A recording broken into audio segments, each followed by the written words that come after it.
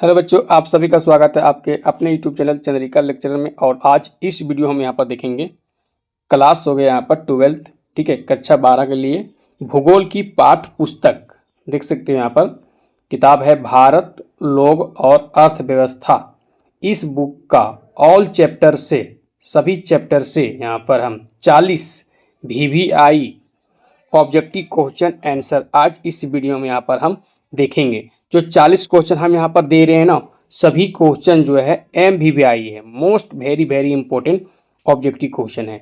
और जेक बोर्ड जब भी ऑब्जेक्टिव क्वेश्चन अगर बनाएंगे तो सबसे पहले यहीं से बनाएंगे। जो हम 40 क्वेश्चन दे रहे हैं, सबसे पहले प्राथमिकता अगर दिया जाएगा ऑब्जेक्टिव क्वेश्चन का, तो जो हम यहाँ पर दे रहे हैं ना, यहीं से पहले ऑब्जेक्टिव क्वेश्चन जेक बोर्ड वाले लेंगे, ठीक है।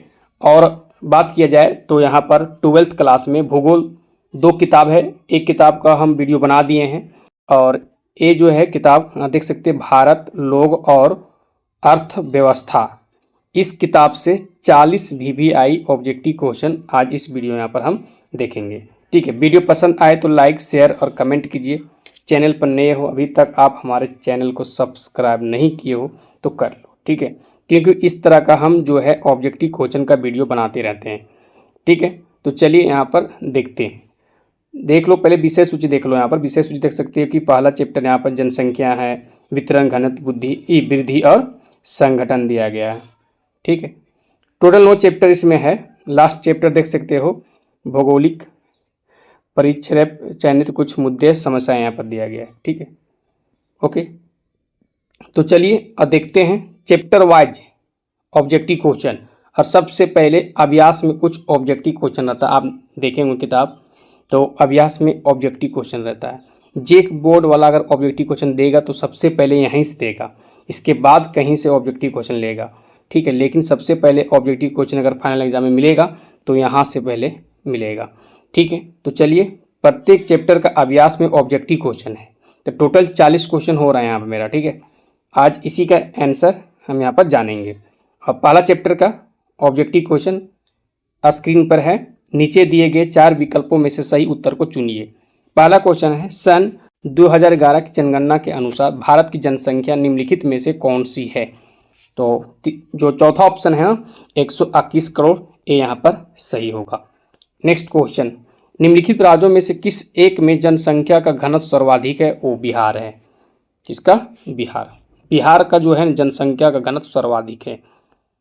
नेक्स्ट, सन 2011 की जनगणना के अनुसार निम्नलिखित में से किस राज्य में नगरीय जनसंख्या का अनुपात सर्वाधिक है? अगर देखा जाए तो यहाँ पर गोवा का हो जाएगा। किसका? गोवा का। चलिए आगे बढ़ते हैं। नेक्स्ट क्वेश्चन, निम्नलिखित में से कौन सा एक समूह भारत में विशालतम भाषाई समूह है? तो वो है भारतीय आर्य। भारतीय आर्य हो जाएगा यहाँ पर, चौथा ऑप्शन, ठीक है। तो कंप्लीट कर लिए पहला चैप्टर का क्वेश्चन। अब चैप्टर जो दूसरा है उसका अभ्यास का क्वेश्चन देखते हैं जो ऑब्जेक्टिव है। तो पहला क्वेश्चन यहाँ पर कि निम्नलिखित में से कौन सा नगर नदी तट पर अवस्थित नहीं है, मतलब स्थित नहीं है नदी तट पर? तो ऑप्शन है आगरा, पटना, भोपाल और कोलकाता दिया गया है। तो आगरा यमुना नदी किनारे है, पटना गंगा नदी किनारे है, कोलकाता हुगली नदी किनारे है, लेकिन भोपाल जो है यहाँ पर किसी नदी के किनारे अवस्थित ये नहीं है। ये झीलों के लिए प्रसिद्ध है, याद रखना, जो मध्य प्रदेश MP की है, ठीक है। यहाँ पर बात करें तो झीलों के लिए प्रसिद्ध है यहाँ पर, ठीक है, झीलों के लिए। और मध्य प्रदेश की राजधानी भोपाल, ठीक है। तो खा ऑप्शन से वो यहाँ पर नहीं पूछा था। आगरा तो यमुना नदी किनारे है, पटना गंगा नदी किनारे है, कोलकाता हुगली नदी के किनारे है। चलिए नेक्स्ट क्वेश्चन इस चैप्टर का लेते हैं। भारत की जनगणना के अनुसार निम्नलिखित में से कौन सी एक विशेषता नगर की परिभाषा का अंग नहीं है? नगर, ठीक है, सिटी, शहर का बात हो रहा है यहाँ पर, तो वो परिभाषा का अंग नहीं है। यहाँ पर देखना कथन, तो पहला कथन है कि जनसंख्या घनत्व 400 व्यक्ति प्रति वर्ग किलोमीटर है, तो नगर का ये विशेषता है, हम बात कर सकते हैं वहाँ पर। दूसरा है नगर पालिका निगम का होना, तो नगर में तो सब होता है ना, नगर पालिका निगम सब होता है यहाँ पर, ठीक है। चलिए आगे। तीसरा ऑप्शन है कि 75% से अधिक जनसंख्या का प्राथमिक खंड में संलग्न होना, एक गलत है यहाँ पर। ए मिल जाएगा तुम्हें ग्रामीण, ठीक है, गांव में देख लो, ठीक है। ग्रामीण हो जाएगा, नगर का नहीं बात कर रहा है, एक ग्रामीण की परिभाषा की बात यहाँ पर कर रहा है, ठीक है, एक विशेषता का बात हो रहा है यहाँ पर। तो 75% से अधिक जनसंख्या का प्राथमिक खंड में संलग्न होना, ये यहाँ पर जो है एक विशेषता नगर की परिभाषा का अंग नहीं है, एक ग्रामीण का है। हम बात करेंगे ग्रामीण में, देखते प्राथमिक खंड जो कृषि हो गया, पशुपालन में लगे रहते हैं लोग, ठीक है। और शहर की बात करें तो वहाँ पर सेवा, अगर हम बात करें तो तृतीय और द्वितीय, तृतीय और द्वितीय में ज़्यादा होता है वहाँ पर, ठीक है। जैसे प्राथमिक है, और अगर बात करें आर्थिक क्षेत्र में, जैसे प्राथमिक हो गया, द्वितीयक हो गया और तृतीयक हो गया, तो द्वितीयक और तृतीयक शहरों में ज़्यादा होता है, ठीक है। तो ये नहीं होगा गा ऑप्शन यहाँ पर। चौथा है कि जनसंख्या आकार 5000 व्यक्तियों से अधिक है, हाँ ये बात भी यहाँ पर सही है। चलिए, तो तीसरा ऑप्शन यहाँ पर सही करेंगे हम। आगे, निम्नलिखित में से किस पर्यावरण में परिक्षिप्त ग्रामीण बस्तियों की अपेक्षा नहीं की जा सकती है? तो गंगा का जलोढ़ मैदान ये सही है, हिमालय की निचली घाटियाँ ये भी सही है, राजस्थान के शुष्क और अर्धशुष्क प्रदेश ये भी सही है। लेकिन यहाँ पर नहीं पूछा है, तो उत्तर पूर्व के वन और पहाड़ियाँ याद रखना, ठीक है। किस पर्यावरण में परिक्षिप्त ग्रामीण बस्तियों की अपेक्षा नहीं की जा सकती है, ठीक है। किस पर्यावरण में परिक्षिप्त ग्रामीण बस्तियों की अपेक्षा नहीं की जा सकती है? उत्तर पूर्व के वन, पहाड़ियाँ, उत्तर पूर्व के वन और पहाड़ियाँ हो जाएगा। चौथा ऑप्शन यहाँ पर सही होगा। चलिए आगे, नेक्स्ट क्वेश्चन, ठीक है। नेक्स्ट चैप्टर, पहला क्वेश्चन है, निम्न में से कौन सा भू उपयोग संवर्ग नहीं है? तो सीमांत भूमि हो जाएगा। सीमांत भूमि जो है भू उपयोग संवर्ग नहीं है। बाकी परती भूमि, निवल बोया क्षेत्र, कृषि योग्य व्यर्थ भूमि, ये सब है, लेकिन ये सीमांत भूमि नहीं है, ठीक है। चलिए आगे बढ़ते हैं। पिछले 40 वर्षों में वनों का अनुपात बढ़ने का निम्न में से क्या कारण है? तो हम कह सकते हैं कि वनीकरण के विस्तृत व सक्षम प्रयास है, ठीक है, वनीकरण, ओके। दूसरा है ऑप्शन की सामुदायिक वनों के अधीन क्षेत्र में वृद्धि नहीं होगा। वन बढ़ोतरी हेतु निर्धारित अधिसूचित क्षेत्र में वृद्धि नहीं होगा। वन क्षेत्र प्रबंधन लोगों की बेहतर भागीदारी नहीं होगा। पहला ऑप्शन यहाँ पर सही होगा, वनीकरण के विस्तृत व सक्षम प्रयास से, ठीक है, पिछले 40 वर्षों में वनों का अनुपात बढ़ने का कारण है। चलिए नेक्स्ट, निम्न में से कौन सा सिंचित क्षेत्रों में भू निम्नीकरण का मुख्य प्रकार है? सिंचित क्षेत्रों में भू निम्नीकरण का मुख्य प्रकार हो जाएगा अवनलिका अपर्दन हो जाएगा, नालिका अपर्दन। तो पहला ऑप्शन सही होगा यहाँ पर।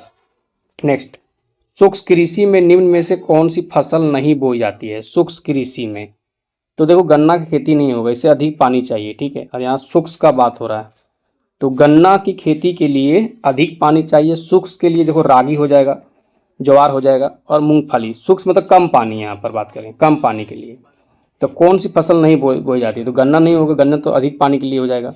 कम पानी के लिए रागी, ज्वार, मूंगफली यहाँ पर है, ठीक है। चलिए आगे, नेक्स्ट क्वेश्चन, निम्न में से कौन से देशों में गेहूं व चावल की अधिक उत्पादकता की किस्में विकसित की गई? तो देखो जो दूसरा ऑप्शन देख रहे हो यहाँ पर ना, मैक्सिको तथा फिलीपींस। तो मैक्सिको में गेहूं और फिलीपींस में चावल की अधिक उत्पादकता की किस्में विकसित की गई है, याद रखना। मैक्सिको गेहूं के लिए और फिलीपींस चावल की, ठीक है। चलिए आगे कंप्लीट कर लें नेक्स्ट चैप्टर का अभ्यास का ऑब्जेक्टिव क्वेश्चन। निम्नलिखित में से जल किस प्रकार का संसाधन है? जल देखो अजैव संसाधन तो होगा नहीं, जैव संसाधन होगा नहीं, अनवीकरणीय तो होगा नहीं, ये नवीकरणीय है यानी चक्रीय संसाधन है। जल हम लोग बार बार उपयोग कर सकते हैं इसको, ठीक है। और ये जो पृथ्वी पर इसकी मात्रा सीमित नहीं असीमित है, तो ये चक्रीय संसाधन हो गया, ठीक है। चलिए,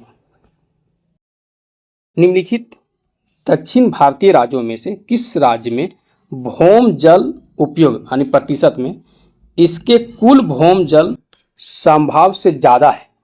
ज़्यादा यहाँ पर उपयोग हो रहा है तमिलनाडु का, ठीक है, सही आंसर होगा। तो और भी स्टेट है जैसे पंजाब, हरियाणा, राजस्थान सब है, तो ऑप्शन यहाँ पर तमिलनाडु ये सही होगा। दक्षिण भारतीय राज्यों में से किस राज्य में भौम जल उपयोग यानी प्रतिशत में इसके कुल भौम जल संभाव से ज़्यादा है?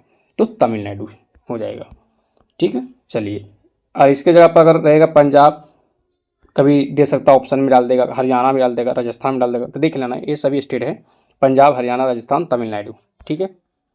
नेक्स्ट, देश में प्रयुक्त कुल जल का सबसे अधिक समानुपात निम्नलिखित सेक्टरों में से किस सेक्टर में? ये तो सिंचाई यानी प्राथमिक सेक्टर में आ जाएगा, खेतीबाड़ी। ठीक है, तो सिंचाई में होगा। देश में प्रयुक्त कुल जल का सबसे अधिक समानुपात निम्नलिखित सेक्टरों में से किस सेक्टर में? तो सिंचाई में। ठीक है, चलिए नेक्स्ट चैप्टर इसका अभ्यास। नीचे दिए गए 4 विकल्पों में से सही उत्तर को चुनिए। तो पहला क्वेश्चन है, निम्नलिखित में से किस राज्य में प्रमुख तेल क्षेत्र स्थित है? ठीक है, प्रमुख तेल क्षेत्र स्थित है, तो तेल क्षेत्र के लिए असम। ठीक है, असम यहाँ पर सही होगा, बिहार, राजस्थान, तमिलनाडु यहाँ पर सही नहीं होगा। ठीक है, हम यहाँ पर जो 40 क्वेश्चन लिए पूरे बुक से लिए हुए हैं। ठीक है, और इस तरह का जो हम वीडियो है कहिए यहाँ पर 40-50 इस तरह का वीडियो हम इतिहास का भी बना दिए हैं, जाकर देखिए प्लेलिस्ट में मिल जाएगा। ठीक है, और इस तरह का वीडियो हम लाते रहेंगे, कभी 50 कभी 60 का ऑब्जेक्टिव क्वेश्चन का वीडियो इस तरह का हम लाते रहेंगे। ठीक है, चलिए तो असम हो जाएगा। यहाँ पर किस राज्य में प्रमुख तेल क्षेत्र स्थित है? असम हो गया। नेक्स्ट, निम्नलिखित में से किस स्थान पर पहला परमाणु ऊर्जा स्टेशन स्थापित किया गया था? VVI question. तारापुर सही आंसर हो जाएगा, याद रखना, तारापुर। नेक्स्ट, निम्नलिखित में से कौन सा ऊर्जा का अनवीकरणीय स्रोत है? नवीकरणीय नहीं, अनवीकरणीय पूछा है। तो जल तो नवीकरणीय हो गया, सौर ऊर्जा नवीकरणीय हो गया, पवन ऊर्जा नवीकरणीय, ताप जो है ना ये अनवीकरणीय स्रोत है, याद रखना। नेक्स्ट, चलिए अभ्यास का देखते हैं ऑब्जेक्टिव क्वेश्चन। नेक्स्ट चैप्टर के अभ्यास का ऑब्जेक्टिव क्वेश्चन। पहला क्वेश्चन यहाँ पर है, परदेशीय नियोजन का संबंध है क्षेत्र विशेष के विकास का उपागम से। ठीक है, याद रखना, क्षेत्र विशेष के विकास का उपागम से परदेशीय नियोजन का संबंध है। नेक्स्ट, ITDP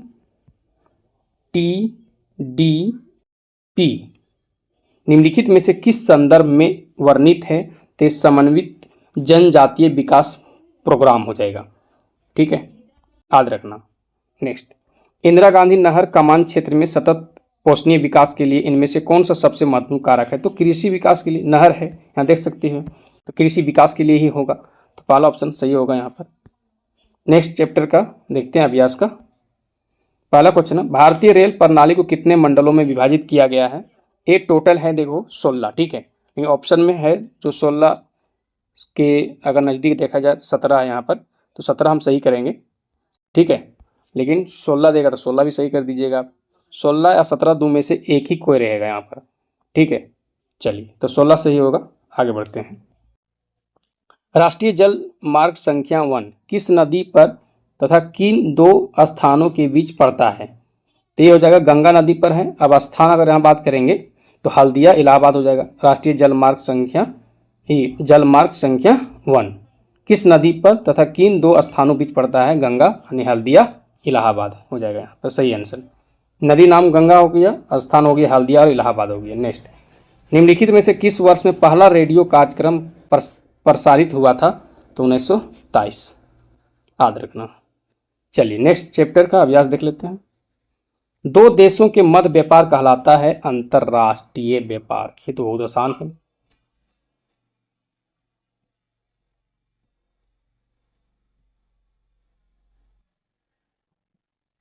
नेक्स्ट क्वेश्चन, निम्नलिखित में से कौन सा एक स्थलबद्ध पोताश्रय है? तो ये विशाखापट्टनम हो जाएगा। कौन? विशाखापट्टनम स्थलबद्ध पोताश्रय, याद रखना ये।